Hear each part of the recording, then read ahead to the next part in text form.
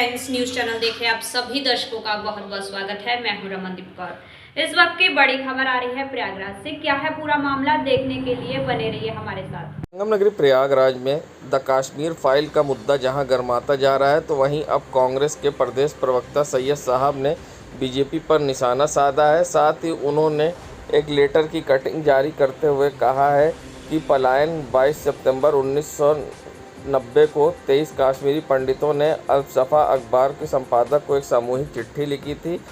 इसमें उन्होंने पलायन से लेकर इस चिट्ठी में ये साफ किया था और लिखा था कि पलायन एक साजिश है और कश्मीरी पंडित बिरादरी को गवर्नर जगमोहन की तरफ से बलि का बकरा बनाया गया था, जबकि उनको और उनके मुस्लिम हमसायों के बीच कोई अदावत नहीं रही।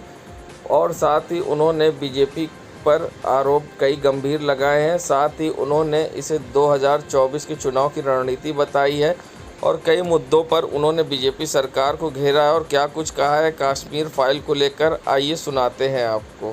फिल्म बनाई गई है, सच्चाई इसके उल्टी है। कुछ सच्चाई दिखाने की कोशिश की गई, लेकिन कुछ सच्चाई छुपाने की भी कोशिश की गई। आज कश्मीर के अंदर जो हालात पैदा हुए हैं, ये सन-89 से पैदा हुए हैं, जब वीपी सिंह की सरकार थी और वहाँ के राज्यपाल जगमोहन थे। जगमोहन ने उस पूरे के पूरे माहौल को ख़राब किया और बल्कि वहाँ के पलायन के ज़िम्मेदार वहाँ के राज्यपाल जगमोहन थे। चीफ मिनिस्टर को हटा के उनको बैठाया गया और उन्होंने इस तरह का माहौल किया कि वहाँ पर इस तरह की चीज़ें पैदा हुई। और मैं आपको बताना चाहता हूँ कि वहाँ उस घटना से अगर आप सीखें तो उस घटना को एक उदाहरण मैं आपको देता हूँ। जो वहाँ के मीर वाइस थे, जिन्होंने जो वहाँ के धर्म गुरु थे, उनकी हत्या कर दी गई। उनकी हत्या क्यों कर दी गई? अगर वो मान लीजिए मुसलमान थे तो उनकी हत्या क्यों की गई? अगर ये मामला हिंदू मुसलमान था, लेकिन हिंदू मुसलमान मामला नहीं था।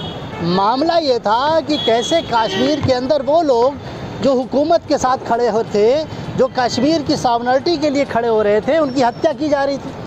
वहाँ रेडियो ऑफ कश्मीर के डायरेक्टर की हत्या कर दी गई। वहाँ तमाम मुस्लिम विधायकों की हत्या कर दी गई। वहाँ तमाम मुस्लिम नेताओं की हत्या कर दी। ये मामला हिंदू मुस्लिम का नहीं था। और यही नहीं, जब कश्मीर के अंदर मीर वाइस की हत्या हुई, उनके जनाजा निकला, तो उस जनाजा में जो लाखों लोग शरीक थे, उसमें उन पर सीआरपीएफ ने गोलियां चलाई और उस गोलियों में तमाम लोग मारे गए। और यहाँ तक कि मीर वाइस की लाश पर भी 2 गोलियां निकली। मैं हिस्टोरिकल फैक्ट आपको बता रहा हूँ। क्या लगता है आपको, क्या है ये देखिए ना, ये नफ़रत फैलाने की एक वो है। आप देखिए, संजीव भट्ट हैं जो गुजरात के IPS हैं, जिन्होंने इस सवाल को उठाने की कोशिश की, जो कश्मीर के रहने वाले हैं। उन्होंने गुजरात के दंगे को बताने की कोशिश की, वो कश्मीर के रहने वाले हैं, वो 10 साल से बेचारे जेल में। तो सच्चाई ये है कि चूँकि कश्मीरियों को 8 साल तक इस हुकूमत ने कुछ नहीं दिया। 2004 मनमोहन सिंह सरकार में, जब वहाँ मनमोहन सिंह प्रधानमंत्री थे, तो वहाँ गए थे, उन्होंने कश्मीरियों के लिए मकान दिए थे, उन्होंने कश्मीरियों के लिए पैसे बांधे थे। और लेकिन ये 8 साल में सरकार कुछ नहीं कर पा रही, तो फिल्म के माध्यम से अपना चेहरा छुपाने की कोशिश कर रही है। सच्चाई ये। क्या लगता है 2024 की तैयारी इनकी कोशिश है, लेकिन जनता इसको समझ रही है कि वो बेरोज़गार दे नहीं पा रहे हैं, बेरोज़गारी कम कर नहीं पा रहे हैं, महंगाई पे अंकुश लगा नहीं पा रहे हैं, तमाम चीज़ें। हाल ही में भी चुनाव हुआ, तब भी तो आपकी पार्टियाँ कुछ नहीं कर पाई, बीजेपी को भाई हम अपनी बात कह रहे हैं। इतना सिस्टम ख़राब होने के बावजूद भी, जहाँ आप देखिए कुप्रबंधन था कोरोना का, महंगाई इस कदर थी, बेरोज़गार थी, लड़कों को लाठियों से पीटा जा रहा था, उसके बाद से ये चुनाव जीत गए। तो इन्होंने क्या किया है? इन्होंने इस मुल्क की नफ्स को ये पकड़ा है कि एक सांप्रदायिक एजेंडे के तहत चुनाव लड़ना चाहते हैं। इनके पास कोई पॉजिटिव एजेंडा नहीं है। संगम नगरी प्रयागराज उत्तर प्रदेश में जहां कांग्रेस को हार का सामना करना पड़ा है, तो प्रयागराज में भी भारी शिकस्त मिलने के बाद अब कांग्रेस के वरिष्ठ नेता जावेद उर्फी ने क्या कुछ कहा है और किस तरह से उन्होंने बड़ा बयान देते हुए किसको जिम्मेदार ठहराया है हार के लिए, और क्या कुछ कहना है उनका, आइए सुनाते हैं आपको। देखिए, जब चुनाव होता है और चुनाव का रिज़ल्ट आ जाता है, तो आरोप तो बहुत तेज़ी से हो जाता है शुरू। एक दूसरे पर लोग आरोप इसलिए लगाने लगते हैं अपने आप को बचाने के लिए। मुझे ये कहना है कि कांग्रेस पार्टी ने जो टिकट बांटे, उसमें अधिकतर जो टिकट दिए वो 50 साल के उम्र के नीचे वालों को दिया। अगर टिकट एक हिसाब से गलत बटा, टिकट जो है वो सीनियर लोगों को देना चाहिए था। आज जो सीनियर लोग हैं जिन्होंने मिलकर G23 जिन्होंने वो बनाया, उसमें सब सीनियर्स हैं। तो सीनियर लोगों को अगर आप निगलेक्ट कर देंगे तो आप समझ लिए पार्टी में बहुत बड़ी भूल है। आपका भी टिकट काटा गया, आपने आवेदन किया था दक्षिणी से, क्या कहेंगे? भाई मैंने आवेदन किया था दक्षिणी से, मेरा टिकट काटा गया है। ये हाई कमांड का फैसला था। लड़की हूँ, लड़ सकती हूँ कि उसके ऊपर जो है उनको टिकट दिया गया। और क्या फार्मूला ये कारगर हुआ? ये फार्मूला तो बिल्कुल भी नहीं कारगर हो पाया है, इसलिए कि हमारी जितनी भी लड़की हूँ लड़ सकती वाली सीट, वो पूरी की पूरी सीट हम उत्तर प्रदेश के अंदर आ। संगम नगरी प्रयागराज के वार्ड नंबर 80 में होली मिलन समारोह कार्यक्रम में पहुंची महापौर अभिलाषा नंदी गुप्ता ने स्वर्गीय पार्षद रोहित मालवीय को याद किया और साथ ही यहां पर उनके बारे में तारीफ करते हुए कई शब्द कहे और साथ ही यहां पर भगवान राधे कृष्ण की लीला का भी आयोजन हुआ। और वहीं महापौर अभिलाषा नंदी गुप्ता को लोगों ने रंग लगाकर शुभकामनाएं दी, तो वहीं महापौर अभिलाषा नंदी गुप्ता संग महिलाएं फोटो खिंचाती दिखीं। संगम नगरी प्रयागराज की ये सड़कों का नज़ारा है, जहां गर्मी ने मुश्किलें लोगों की बढ़ाई है। प्रयागराज में 38 डिग्री टेम्परेचर होने के कारण अब लोगों की मुश्किलें बढ़ गई है और सड़कों पर ज़्यादातर सन्नाटा पसरा दिखाई दिया है और लोग चेहरा ढककर सड़कों पर निकल रहे हैं, क्योंकि गर्मी जिस तरह से अभी से पड़ रही है इसके कारण लोगों को काफ़ी समस्या हो रही है और आने वाले दिनों में प्रयागराज में भीषण गर्मी होने की संभावना है। ऐसे में लोगों की मुश्किलें अभी से बढ़ती दिख रही है और लोग से चेहरा कर सड़कों पर निकल रहे हैं। आप देख सकते हैं गर्मी के कारण सड़कों पर सन्नाटा पसरा है और ज़्यादातर लोग चेहरा ढक कर सड़कों पर निकले हैं। ज़्यादातर सड़कों पर लोग फेस को कवर करके चेहरा ढके नज़र आए और गर्मी के कारण लोग बेहाल से दिखे और ज़्यादातर सड़कों पर सन्नाटा भी पसरा दिखाई दिया। जो गर्मी का आलम अभी से है, आने वाले दिनों में कहा जा सकता है कि प्रयागराज में भीषण गर्मी पड़ सकती है।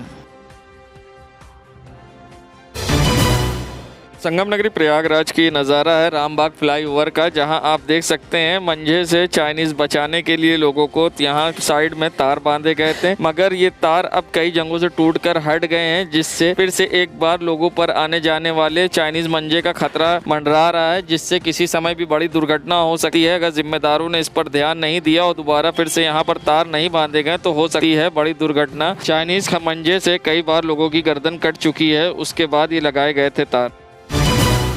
संगम नगरी प्रयागराज जहां गर्मी ने दस्तक दे दी है और तापमान 38 डिग्री, ऐसे में हैंडपंप और पानी की क्या व्यवस्था है। जब हमने जनता जाना तो क्या कुछ उनका कहना था। फिलहाल ना हैंडपंप ज़्यादातर सही है और ना ही पानी की व्यवस्था है। क्या कहना है जनता का, ये सुनाते हैं। समझ लीजिए कि कोई एक हिसाब से नहीं है, बस यही है कि जो बेचारे हमारे हैंगे बड़े लोग भाई लोग वैसे वो बोतल लेके पीते हैं, बेचारे गरीब लोग बेचारे कहाँ जाएं। ना चापाकल की व्यवस्था है, ना नल की व्यवस्था है, ना कुछ है। ये सब सरकार को ये सब देखना चाहिए, व्यवस्था नहीं है। मेरा नाम सलमान है, मोहम्मद सलमान खान, मैं यही। देखिए गर्मी आ गई है और इतनी ज़्यादा वो देख रहे हैं कि पूरे शहर के अंदर कहीं भी पियाओ की कहीं व्यवस्था नहीं है, जिससे राहगीर जो चल रहे हैं, जो ये रिक्शे वाले या खुंचे वाले ठेले वाले जो बेचते हैं रोड पे, और आम यात्री है जो बाहर से भी आते हैं, उनके पानी और पियाओ के लिए कोई व्यवस्था नहीं है। और जिस तरीके से गर्मी और भीषण बढ़ती जा रही है और आने वाले समय में और गर्मी बढ़ेगी, तो हम नगर निगम से ये मांग करते हैं कि जो जगह जगह पे जो पियाओ की व्यवस्था करे, ताकि राहगीरों को जो है हैंडपंप जो टंकी लगवाए। एंड इस पूरे इलाके में कहीं पे भी आपको सिटी के अंदर आपको कहीं हैंड पाइप नहीं दिखाई देंगे और कहीं नल भी सरकारी नहीं दिखाई देंगे। जिसका भी नल होगा, निजी नल होगा, वो अपना पानी व्यवस्था वो करता है। लेकिन हम नगर निगम से ये मांग करते हैं कि नगर निगम जो है, जो उदासीनता है उसको उजागर करे और जो भी शहर के अंदर, पुराने शहर के अंदर पियाओ की व्यवस्था करे, ताकि लोगों को राहत मिल सके। इरशादुल्ला। यहाँ पे हैंडपम्प की व्यवस्था नहीं है और पानी भी बहुत कम आता है और साफ़ पानी भी नहीं रहता। शहर के अंदर ये पार्क में भी चापा जो लगा हुआ है हैंडपम्प, वो सही नहीं है, गड़बड़ है। वो पानी की परेशानियाँ कितनी होती बहुत ज़्यादा है। क्या मांग करेंगे भाई? और क्या, साफ़ पानी है और नल वगैरह लगे 2-4 यहाँ पे। क्या नाम है आपका? मेरा नाम अनूप कुमार है। गड़बड़ है, बालू वालू आती ही, चापाकल यहाँ तो वही है चापाकल एक आठ ठो लगाई दुकान के पीछे, क्या करता है, कोई काम नहीं। हमारा नाम राजेंद्र कुमार। प्रयागराज ये नज़ारा है रामबाग स्टेशन का, जहां आप देख सकते हैं रेलवे ट्रैक पर आवारा पशु घूम रहे हैं और अपना भोजन तलाश रहे हैं।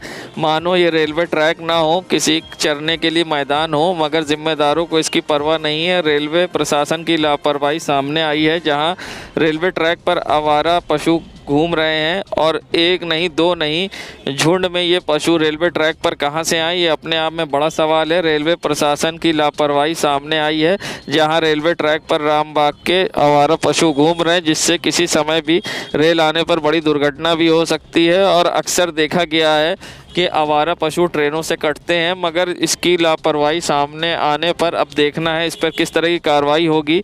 या रामबाग स्टेशन पर इसी तरह से आवारा पशु टहलते रहेंगे और अपना भोजन तलाशते रहेंगे और जिम्मेदार अनजान बने रहते हैं। कब तक ये देखने वाली बात होगी और इस पर अब किस तरह की कार्रवाई होगी, ये भी देखना होगा। संगम नगरी प्रयागराज ये नज़ारा है रामबाग चौराहे का, जहां पर किसी बड़ी दुर्घटना को ट्रैफिक सिग्नल दे रहा है दावत। आप बता दें, यहां पर अक्सर ट्रैफिक सिग्नल बंद होता है, जिसके कारण चारों तरफ से आते जाते हैं लोग, जिस टाइम किसी समय भी बड़ी दुर्घटना हो सकती है, मगर जिम्मेदारों को इसकी परवाह नहीं है। आप देख सकते हैं कि यहाँ पर ट्रैफिक सिग्नल बंद पड़ा है और चारों तरफ से लोग आ जा रहे हैं और किसी समय भी बड़ी दुर्घटना हो सकती है अगर सही समय पर जिम्मेदारों ने नहीं दिया ध्यान। यातायात नियम का हो रहा उल्लंघन।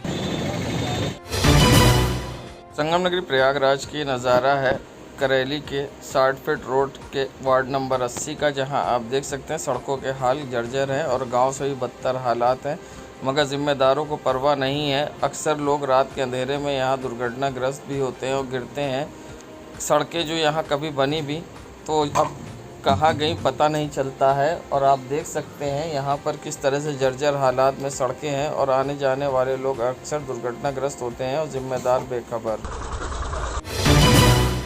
संगम नगरी प्रयागराज में कैंट पुलिस द्वारा आज सड़क पर निकलकर राजापुर हनुमान मंदिर चौराहे के पास गश्त करते हुए बाज़ारों में पुलिस निकली और जहां एसएसपी प्रयागराज के निर्देशन पर लगातार लोगों को रोककर चेकिंग भी किया गया। संदिग्ध व्यक्तियों की गाड़ी की चेकिंग की गई तो बाज़ारों में उतरकर राजापुर की सड़कों पर कैंट पुलिस ने चेकिंग अभियान चलाया और लोगों को यातायात के प्रति जागरूक किया और सुरक्षा के दृष्टिगत गश्त किया। देश दुनिया की खबरों के लिए world media times news channel को सब्सक्राइब करें।